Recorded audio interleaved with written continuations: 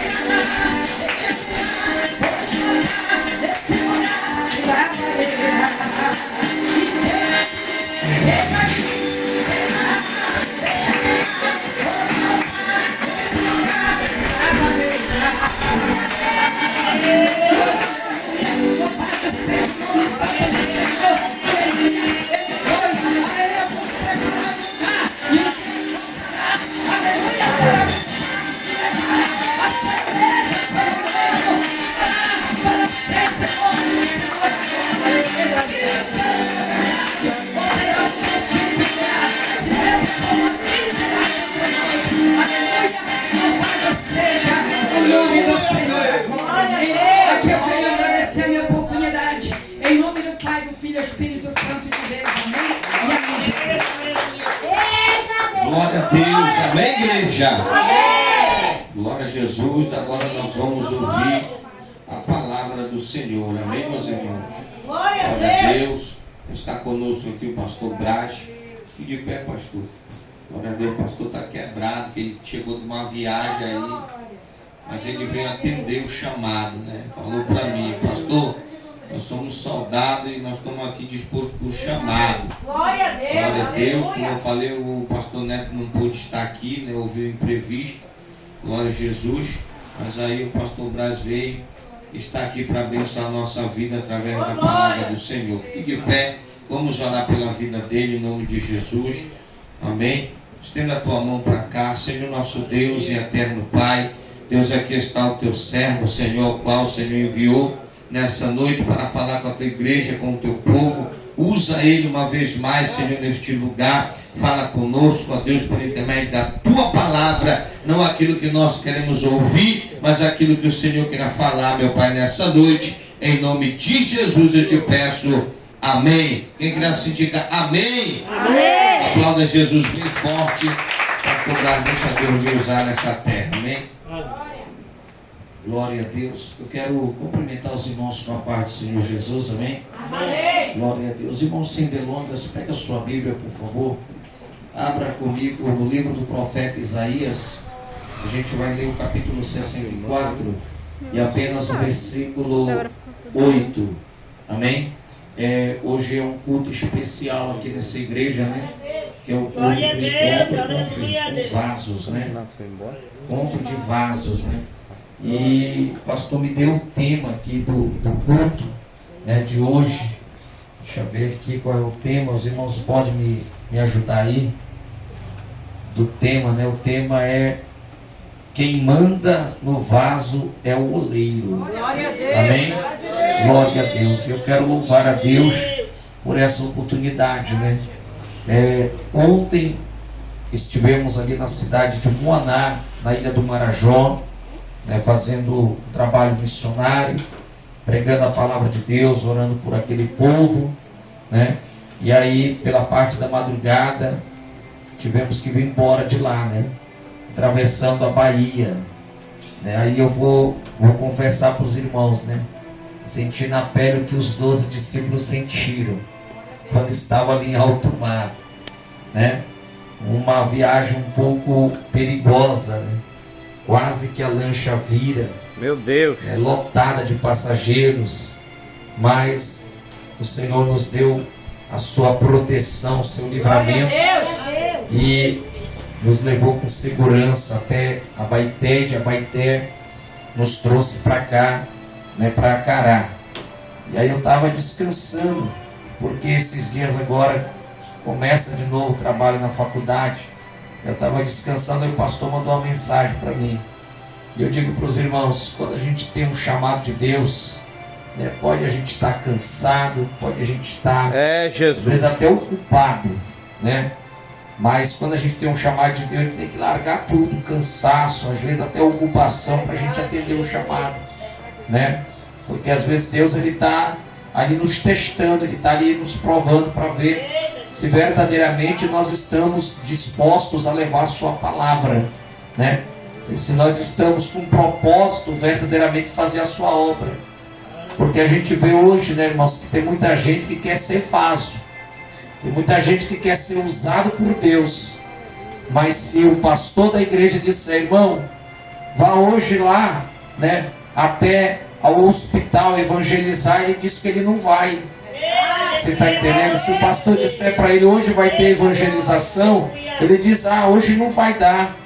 Né? Não é só isso não, se o pastor encarregar ele de fazer uma limpeza na igreja, né? Ele não quer fazer, mas ele quer ser vaso. Meu Deus! Né? Ele quer ser vaso, ele quer levar. Ele diz, Senhor, eu quero ser teu vaso. Aí quando Deus começa, né, a querer usar ele, aí ele se retém. Como é que Deus vai usar um vaso desse? Né?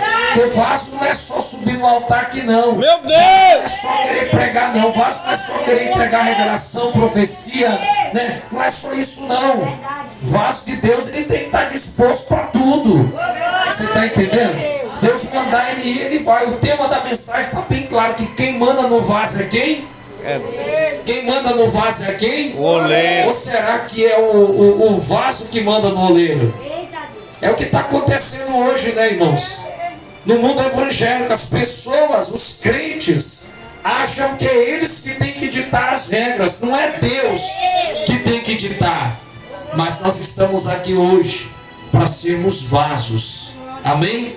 Glória a Deus. Vamos meditar aqui na palavra, então? Diz assim a palavra do Senhor. Mas agora, Senhor, Tu és o nosso Pai. Nós somos o barro e Tu és o nosso oleiro. E todos nós somos obras das Tuas mãos. Eita glória! Amém?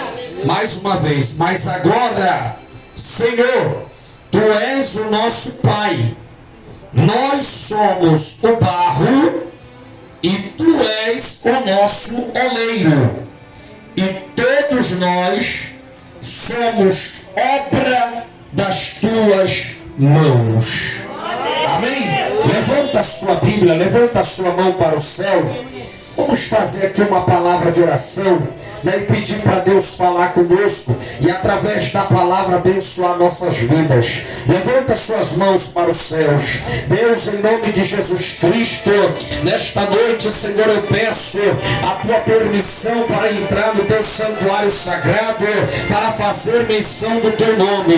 Primeiramente, meu Deus, perdoa todos os meus pecados e venha, Pai amado, nesse momento, Senhor, meu Deus, tomar a minha vida em Tuas mãos e fazer, meu Deus, de mim um vaso na mão do oleiro. Pai, eu quero ser usado. Pai, eu quero, meu Deus querido, que o Senhor venha abençoar a Tua igreja nesta noite. Abençoa a vida do Teu filho, pastor Valdisnei. Abençoa a sua esposa, a pastora Nazaré. Abençoa, meu Deus querido, também os irmãos que estão aqui convidados, que vieram para levar, que vieram para adorar. Meu Deus, abençoa a vida da apóstola Domingas. Abençoa o presbítero Romário. Abençoa todas as irmãs, o irmão ali na portaria. Meu Deus, que o Senhor venha, Pai, cerca essas vidas desta noite. Venha, Senhor, quebrar os grilhões, quebrar os cadeados. Venha, Senhor, meu Deus, derramar o Teu bálsamo. Venha, Senhor, meu Deus, lapidar esta vida.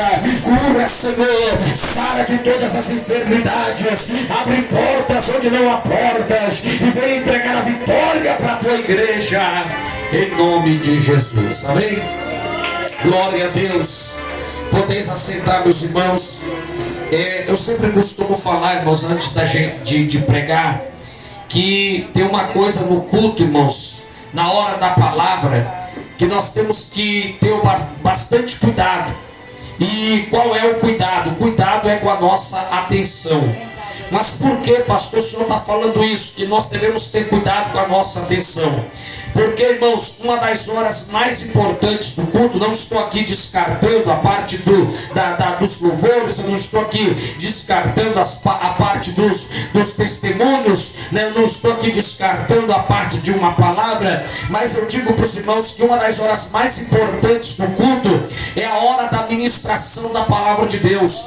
É a hora em que Deus ele vai falar com o seu povo através da sua palavra. Aleluia. E a própria palavra de Deus, ela fala em Deuteronômio capítulo 28, versículo 1, que se ouvires atentamente, olha só, se ouvires atentamente a voz do Senhor teu Deus, e com cuidado guardá-la no teu coração, o Senhor teu Deus te exaltará, e todas as suas bênçãos virão sobre ti. Veja só que se você ouve atentamente, ou seja, se você presta atenção para a palavra de Deus, e você guarda ela no teu coração, Deus ele vai alcançar a tua vida, e Deus vai mandar que todas as suas bênçãos venham também tomar conta da sua vida. Ou seja, se até hoje você era um crente daqueles que corria atrás de profecia ou revelação, você não vai mais correr atrás, porque através da palavra Deus vai alcançar a tua vida. Aleluia! Através da palavra Deus vai abençoar a tua família. Aquela bênção que você está esperando, quando você menos esperar, ela vai bater na tua porta e você vai cantar o hino da vitória. Outra coisa, queridos, nós temos a liberdade para adorar Deus. Você tem a liberdade, então eu acho que não precisa nem ficar mandando você dar glória a Deus, não precisa nem ficar mandando você bater palma, até porque você é crente pentecostal. E como tem uma canção que diz que crente pentecostal é um povo bem animado, é um povo que quando chega na igreja, ele já chega dando glória a Deus, ele já chega louvando ao Senhor, ele bate palma e ele não fica desanimado. Ei, você tem a liberdade para adorar a Deus nesta noite. Queridos irmãos e irmãs, nós estamos aqui diante de uma palavra aonde o profeta ele vai orar a Deus agora, ele vai ali conversar com Deus, e na sua oração ele ali no ato de humildade, no ato de simplicidade, ele reconhece Deus como Pai. Se ele vê Deus como Pai, é porque também ele se vê como filho de Deus.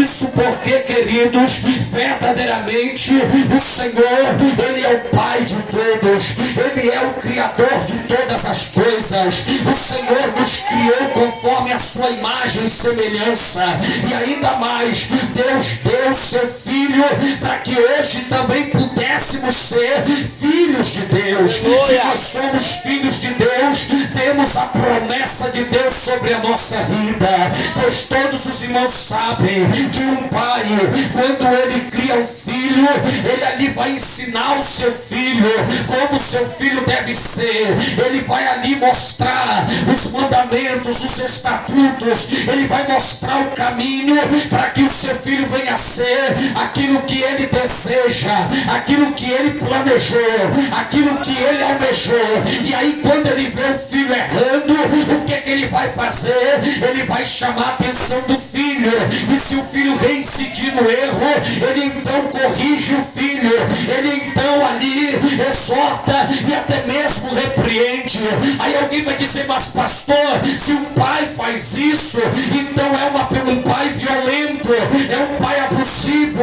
Não, nenhum pai, quando vê o erro do filho, vai ficar calado ou vai omitir. O que ele vai fazer? Ele vai chamar, porque ele não quer ver o mal do seu filho, mas ele quer ver o bem do seu filho. Se o pai de todos tem te repreendido, ouça a repreensão dele, reconheça que você é filho, e se você está errando, é porque ele quer te consertar. Se ele está chamando tua atenção, é porque ele quer ver o teu bem. Mas Mas há aqueles filhos que digam: não, eu nasci para sofrer, eu nasci para padecer. Eu acho até que foi isso que Deus tramou para minha vida. Mas a Bíblia fala, queridos, eu bem sei os pensamentos que tenho pensado de vós, são pensamentos de paz e não de mal, para vos dar o fim que desejais. Ei, o Pai tem pensado coisas boas de você. Aleluia! O Pai tem planejado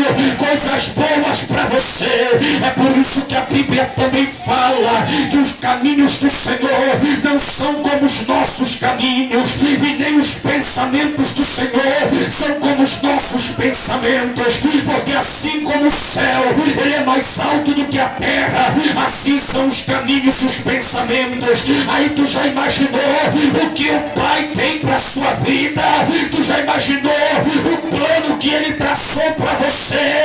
Então nesta noite, a partir de agora em diante, faça como ele está te ordenando, porque se você fizer, ele virá sobre a tua vida, ele mudará o teu cativeiro, ele mudará a tua história, ele te colocará em um novo patamar, e você cantará o hino da vitória. Quem está entendendo da glória e bate palma. Ele também fala: nós somos o barro e tu és o oleiro. Todos nós somos obras das tuas mãos. Olha só como o profeta ele reconhece. Olha só como o profeta ele entende o trabalhar de Deus. Nós vemos desde o livro de Gênesis, quando Deus ele criou todas as coisas. Os irmãos sabem que no princípio Deus criou os céus e a terra. Os irmãos sabem que Deus ele criou o dia, assim como também criou a noite. Ele criou o sol, assim como também ele criou a lua. Ele criou as constelações. Ele criou os seres viventes. Mas uma das obras mais lindas de Deus foi quando chegou o sexto dia da criação, que ele agora observa que tudo estava bonito, mas ainda faltava uma coisa, e ele então agora tem a ideia de colocar ali no paraíso, para ter o domínio sobre tudo aquilo que ele criou. Deus ele tem a ideia de criar o homem, e o homem, isso mesmo, e Deus cria o homem conforme a sua imagem e semelhança, como nós vemos no livro de Gênesis, que ao criar o homem, antes ainda Deus fala: façamos o homem conforme a nossa imagem e semelhança. E o que Deus vai fazer? Deus vai pegar um pedaço de argila, Deus vai amassar aquela argila, Deus vai amassar ele, depois Deus vai modelar ela, até fazer com que aquela obra venha ganhar um formato de um corpo humano. E Deus faz isso.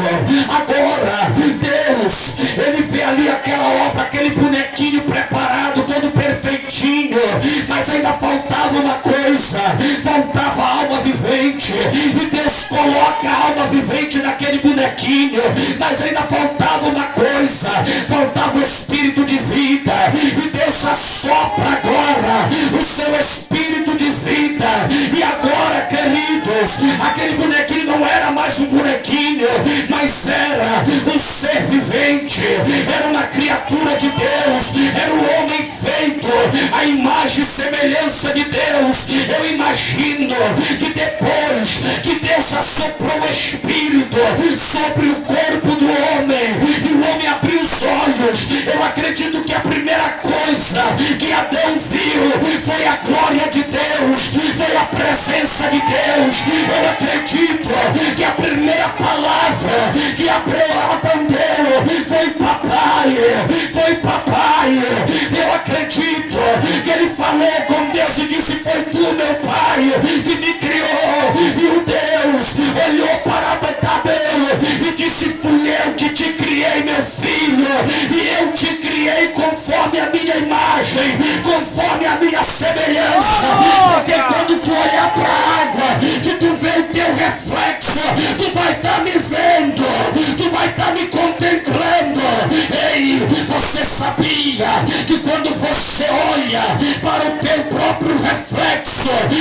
está vendo a imagem de Deus. Aí você pode pensar: ah, pastor, mas eu não me sinto bem, eu não me sinto bonito, eu não me sinto chamativo. Não pense isso, porque é isso que o diabo quer que tu pense, para tu viver afastado de Deus, para tu viver longe do Criador. Mas desta noite, ao chegar em tua casa, que tu abrir a porta da tua casa, vai até o teu quarto, aonde tem aquele espelho de mais de 1 metro de altura. Olhe para o espelho e aponte o dedo e diga: obrigado, Senhor, por ter me feito conforme a tua imagem e semelhança. Eita glória! Aleluia! Nós somos como Ele é. Nós somos criatura, nós somos filho dele. O diabo ele não quer isso. O diabo ele quer que você se sinta como um ser desprezível, como um ser que viva nas extremidades, que viva nas entranhas da terra, que viva no lamaçal do pecado. É isso que ele quer. Mas não deixe o diabo colocar isso na tua mente, não. Nós vemos tanta criatura de Deus, tanto filho de Deus que está longe da presença, que está afastado do Criador, que está longe do Pai. Mas não é mais tempo de viver longe do Pai. Nós temos que estar bem pertinho dele, porque nós somos o barro e ele é o oleiro. Barro feito conforme o que o oleiro determinou. Aleluia, Jesus. Ei, crente, vocês sabem muito bem que o barro ou a argila é uma matéria-prima que é bastante utilizada para quê? Para a fabricação do vaso. Glória a Deus. Mas para que a argila venha se tornar vaso, tem que descer até a casa do oleiro. Aleluia. Tem que ser levado para a casa do oleiro. Você ainda não pegou a visão? Deus já te tirou do mundo. Deus já te tirou do lamaçal do pecado. Deus te concedeu perdão. Deus te deu o privilégio de você ser chamado filho de Deus. Deus usou alguém para dizer que Ele tem uma obra na tua vida, para dizer que Ele tem um plano na tua vida. Só, queridos, que para você ser um vaso na mão de Deus, você tem que descer até a casa do oleiro. Você tem que descer. Os irmãos sabem muito bem o que está escrito lá no livro de Jeremias. Quando Deus chamou o profeta Jeremias, agora Deus fala para Jeremias: Jeremias, vai e desce até a casa do oleiro, porque lá eu te farei ouvir as minhas palavras. A Bíblia diz que Jeremias desce e ele observa que o oleiro, ele estava trabalhando na sua obra-prima, ele estava fazendo um vaso, a argila estava sobre a roda e ele estava ali trabalhando, ele estava modelando. Mas de repente a Bíblia diz que aquele vaso se desfez na mão do oleiro. O oleiro poderia muito bem pegar aquele vaso e jogar para o canto e dizer: isso aqui não tem valor, isso daqui não presta.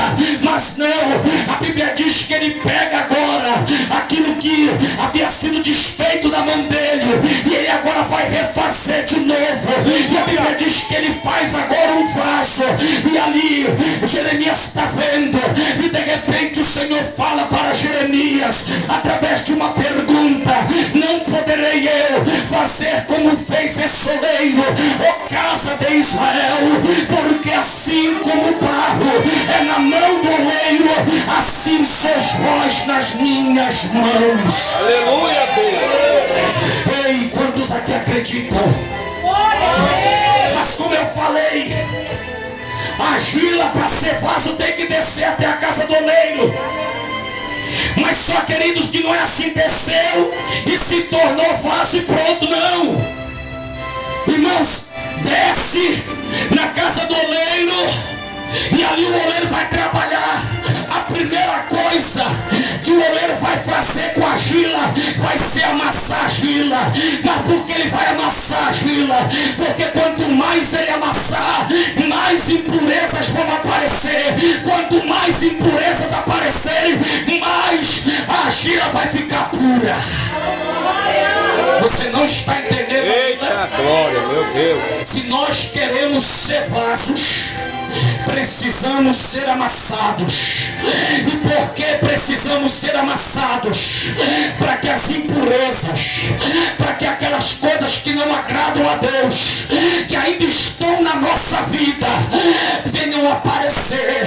Mas aí alguém vai dizer: mas pastor, as pessoas vão olhar e vão dizer: olha só fulano, a máscara dele caiu, a capa dele caiu, olha só, ele está mostrando quem ele é.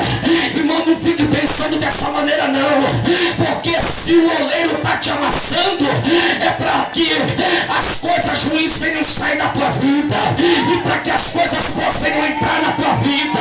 Quanto mais as coisas ruins saírem, mais puro e perfeito você se tornará na presença do oleiro.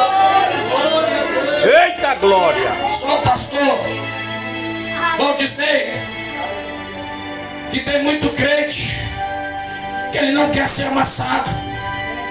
Ele quer ser vaso, mas não quer ser amassado. Ele quer ser vaso, mas ele não quer deixar com que as impurezas venham sair da vida dele. Esses dias agora eu estava ouvindo um relato de uma irmã, que aquela irmã muito triste, decidindo até sair da igreja. E ela estava contando para mim: pastor, eu peço que o senhor ore por mim, porque lá na igreja onde eu congrego, tem uma irmã da igreja que faz parte do ciclo de oração. E aquela irmã, toda vez que ela me vê, o semblante dela muda, os olhos dela começam a ficar regalados, parece ali que ela está bufando. E eu sinto da parte dela uma energia negativa. Eu sinto que aquela irmã não gosta de mim. E ainda para completar, chegou uma outra pessoa comigo e disse que aquela irmã falou que não gosta de mim, que toda vez que me vê na igreja, que toda vez que me vê cantando o ciclo de oração, dá vontade dela sair da igreja, porque ela não gosta de mim. Eu ouvindo aquilo, eu disse: irmã, a senhora faz o seguinte, não saia da igreja e não fique com raiva dessa irmã, e nem fique ouvindo o que estão falando, porque o diabo traz os seus mensageiros para vir com disse-me-disse, para vir com fofoca, para vir com fuxico. Sabe o que a senhora faz? Dobre o seu joelho e ore pela vida dela, porque quanto mais ela tiver raiva da senhora, mais a senhora tem que orar por ela. Quanto mais a senhora orar por ela, mais Deus vai abençoar ela. E quando Deus começar a abençoar ela, Deus vai mostrar para ela que crente não pode ter raiva do outro, que quem quer ser vaso tem que amar o próximo como a si mesmo. Você está entendendo, igreja? Aleluia. Porque na igreja, infelizmente, nós nos deparamos com isso. Pessoas que às vezes dizem que é vaso, mas não fala com o irmão. Meu Deus. Dizem que é usado por Deus, mas tem ódio do seu próximo. Olha aí. Irmão, não é assim não. Tu quer ser vaso mesmo na mão de Deus? Então tira do teu coração rancor, tira do teu coração ressentimento, vai até a quem te ofendeu e libera o perdão para ele. Vai até aquela pessoa que você também ofendeu e pede perdão para ela, porque se a gente quer ser vaso e a gente quer morar no céu, nós temos que perdoar e pedir perdão, porque o oleiro não quer ver vaso sujo ou cheio de rancor. O oleiro quer ver vaso cheio de amor. O oleiro quer ver vaso cheio de empatia, cheio de preocupação em ajudar o próximo. É isso que o oleiro quer. Glória a Deus. Depois que o barro é amassado, as impurezas aparecem. O oleiro pega agora aquele barro e joga em cima da roda. E ali ele vai, o que ele vai modelar, mas só que veja bem, o oleiro, irmãos, para trabalhar no barro, para que o barro venha ganhar forma de um vaso, O oleiro vai trabalhar, não é de fora para dentro, mas é de dentro para fora. Eita glória. Você não pegou a visão? Para Deus trabalhar na nossa vida, irmão, não adianta a gente estar preocupado com roupa. Não adianta a gente estar preocupado com calça. Não adianta as irmãs estarem preocupadas com aquela santidade de usar um vestido que pega a gola no pescoço e as abas na ponta dos pés. Não vai adiantar isso. É preciso ser trabalhado por dentro. Jesus, ele fala que se o teu coração for bom, todo o teu corpo será bom. Quando você deixa o oleiro trabalhar no teu interior, meu irmão, o teu interior, ele vai mostrar também que você mudou através do teu exterior. Tem muito crente que precisa ser trabalhado por dentro. Eu não falo de A nem de B, eu até me ensino no meio, eu preciso ser trabalhado também. Nós precisamos ser trabalhados todos os dias por dentro. Você está entendendo? Quando você orar a Deus, diga: Senhor, não muda a sua casca, mas muda o meu interior. Isso era uma das coisas que Jesus questionava muito nos fariseus, porque Jesus chega até a compará-los com sepulcros caiados. Eles eram bonitos por fora, mas eram mortos por dentro. Eles ali aparentavam ter vida por fora, mas por dentro eles eram mortos. Quantos e mais quantos que estão assim? Por fora ele aparenta ser uma coisa, mas por dentro ele está longe de Deus. Ele precisa ser trabalhado. É Jesus. Depois que o vaso ali ele é moldado, ele agora vai entrar ali no fogo. E por que ele entra no fogo? Duas coisas. Quais são, pastor? Primeira, ganhar resistência. Meu Deus. Segundo, ganhar valor. Qual é a primeira? Resistência. Ganhar resistência. Porque não adianta ser amassado, modelado, se não passar pelo fogo, vai se tornar o quê? Vai se tornar frágil, vai se tornar vulnerável, vai se tornar sensível, superficial. Qualquer coisa vai rachar, qualquer coisa vai desfazer. Tem muito crente que ele quer ser vaso, mas não quer passar pelo fogo. Eita Deus! Ele não quer passar pelo fogo, ele não quer ser resistente. Meu Deus. Porque o crente que passa pelo fogo, meus irmãos, não tem aquele dizer do mundo que ele é pau para toda obra, e é verdade. Você está entendendo? O crente, quando ele passa pelo fogo, seja obreiro, seja irmão do ciclo de oração, seja jovem da mocidade, irmãos, o pastor coloca ele, dá um cargo para ele, dá uma missão para ele, e ele vai lutar, e ele vai o quê? Ele vai dar fruto. Ele pode passar pela luta, ele pode passar pela prova, ele pode passar pela perseguição, mas quando o pastor chega com ele e pergunta: meu irmão, como é que está a obra? Pode até estar faltando comida na casa, pode até alguém da família passando por uma situação difícil, mas ele responde para o pastor: pastor, da obra está tudo bem, porque o Senhor está na minha frente, o Senhor está ajudando, o Senhor está provendo, o Senhor está abençoando. O pastor sabe que ele está vivendo um caos, uma tempestade, mas aquele crente passou pelo fogo, então ele sabe que aquele crente é resistente. Porque tem hoje infelizmente tem obreiros que não querem passar pelo fogo. Aí, por exemplo, se o pastor, vamos supor, o pastor Valdisner aqui no meio, camarada, ó, fulano vai dirigir uma igreja em tal lugar. O camarada quer dirigir a igreja logo construída, com assentos, com membros, boa financeiramente, né? Boa financeiramente, mas se o pastor disser: ó, fulano, vai abrir a obra do zero, aí o camarada diz assim: mas pastor, não vai dar. Mas por quê? Porque não tem ninguém lá. Mas afinal de contas nós fomos chamados para quê, irmãos? Fomos chamados para pregar o Evangelho. E o que é que a Bíblia diz? Tanto em Mateus quanto em Marcos. A Bíblia diz em Mateus: ide fazer discípulos em todas as nações, batizando-os em nome do Pai, do Filho e do Espírito Santo. E Marcos diz: ide e pregai o Evangelho a toda criatura.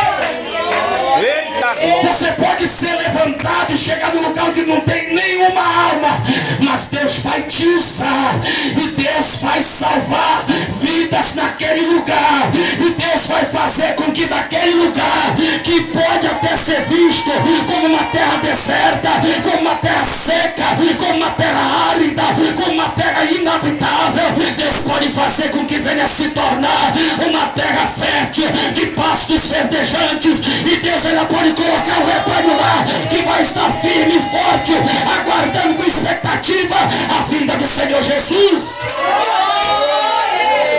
Porque Eita! nenhuma obra, irmãos, vai começar logo com 50, 100, 200 membros.